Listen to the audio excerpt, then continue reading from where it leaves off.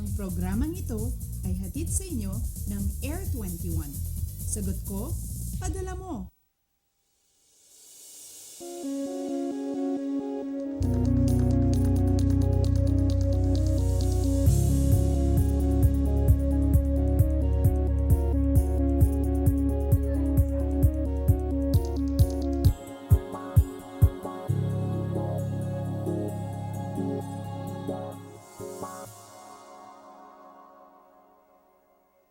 Naimbag na Bigat, Luzon, maayong aga Visayas, Mapia, Kapipita, Mindanao. Kamusta kayo ngayong second working day of the week?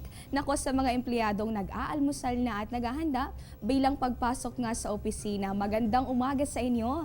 At syempre pa good morning din sa mga mommies na abala na sa pagpaplansya ng uniforming gagamitin ng mga chikiting. At para plansyado na rin at iwas gusot ang buong maghapon mo. Nako mahalagang handa ka sa magiging lagay ng ating panahon. Kaya naman tutok lang dito at sagot na po namin ang weather updates.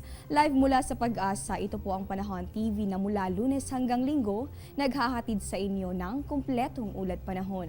Sa bayan din po kaming napapanood online. Yan po ay sa pamamagitan nitong www.ptv.ph. Ang muli ninyong makakasama at maghahatid na mga dapat ninyong malaman sa lagay ng panahon ngayong Tuesday morning, October 4, 2016. Ako po si Desiree Jonyo. Eto, unahin na natin sa mga ginagawang orasan itong pagsikat ng araw along Sunrise Manila Bay. Sa sunrise po natin along Manila Bay inaasahan ngayon 5:46 AM. Sunset naman natin 43 minutes makalipas ang alas 5 ng hapon. At sa puntong ito para nga bigyan tayo ng mahalagang ulat panahon, makakapanayam na natin ng live. Wala pong iba kundi ang isa sa mga weather forecasters ng Pag-asa na si Mr. Samuel Duran. Good morning po Mr. Samuel. Ano na po bang update doon sa Typhoon Igme? Anong oras po ba ito nakalabas ng Philippine Area of Responsibility at saang bansa po ba ito sunod na tumahak? Magandang umaga Des at sa lahat po ng ating taga-subaybay, magandang umaga din po. So si Typhoon Igme ay lumabas na po ng ating PAR kahapon po ng alas 3 ng hapon. At sa kasalukuyan, ito po ay tinatayang nasa layong 860 kilometers. Ito po ay north-northeast ng Basco, Batanes. Ito pong si Igme ay patuloy na pong lumalayo ng ating PAR at sa kasalukuyan ay naandito na rin po ito sa may southern Japan. Ayan, nalaman nga natin na sa bahagi na pala ng Southern Japan, ito nga Typhoon Igme na ating binantayan dito sa Philippine Area of Responsibility noong mga nakalipas na araw. Ito naman po Mr. Sam, kahapon po isang low pressure area nung binabantayan ng Pag-asa sa labas pa naman ng ating boundary. Ano na po bang update kaugnay nito? So sa ngayon Des at sa ating mga kababayan, meron po tayong binabantayang isang low pressure area. At ito po ay nasa labas pa naman ng ating PAR. At kasalukuyan, ito po ay tinatayang nasa layong 1,530 kilometers silangan po ng Luzon. Ito pong low pressure area natin sa ngayon ay inaasahan na rin natin papasok ng PAR at maaring maging ganap na bagyo sa mga susunod po nating araw. Ayan, bagamat nga kalalabas pa lamang ng isang bagyo, isang panibagong sama ng panahon na naman yung ating binabantayan. At ayon nga kay Pag-asa weather forecaster sa Mulduran, inaasahang papasok nga ito sa Philippine Area of Responsibility sa mga susunod na araw at may posibilidad din na ma-develop ito sa pagiging isang ganap na bagyo, kaya naman tutok lamang sa mga updates ng Pag-asa at Panahon TV. Ito naman po Sir Sam, kahapon isang panibagong weather system yung umiral dito sa Philippine Area of Responsibility. Ito po yung ITCZ o yung Intertropical Conversion Zone. Para po sa kapakanan ng ating mga taga-subaybay, refresher lamang po natin, ano po ba itong ITCZ at papaano po ba ito nagdudulot ng mga pag-ulan? So Des at ating mga kababayan, yung Intertropical Convergence Zone, ito po yung lugar na kung saan yung dalawang uri po ng hangin na nagko-converge or nagsasalubong na nagpo-produce po ng mga kaulapan na nagbibigay ng mga pag-ulan. Maaari din po itong pagmulan ng mga bagyo dahil tinatawag po natin yung ITCZ ng mga series ng mga low pressure area.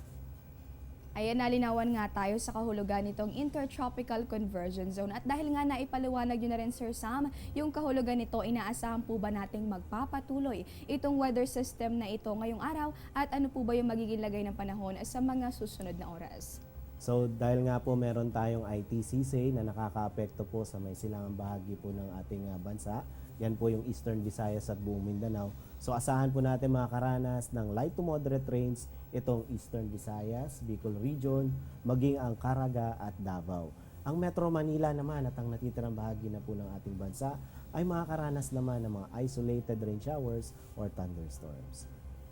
Ayan, wag na natin kalilimutan magdala ng payong saan man ang ating mga lakad. Dito po Sir Sam, panghuling katanungan na lamang po para doon sa ating mga kababayang papalaot mamaya. Ano po ba yung inaasahang kondisyon ng mga karagatan? So sa mga kababayan po natin na magpapalaot ngayon, wala naman po tayong nakataas na gale warning sa anumang parte po ng ating bansa. Kaya safe po pumalaot yung mga kababayan natin. Maliban lamang po dito sa may northern seaboard po ng Northern Luzon na kung saan yung pong ating bagyo kahit po nasa labas na ng PAR ay maaari pa rin magdulot na magkakaroon pa rin ng mga maalon po na mga sea condition. At nakasama nga natin ng live, wala pong iba kundi si Pag-asa Weather Forecaster Samuel Duran. Maraming salamat po Sir Sam sa inyong mga ibinahaging kaalaman sa amin ngayong umaga. Simula pa lamang po yan, magbabalik pa ang Panahon TV.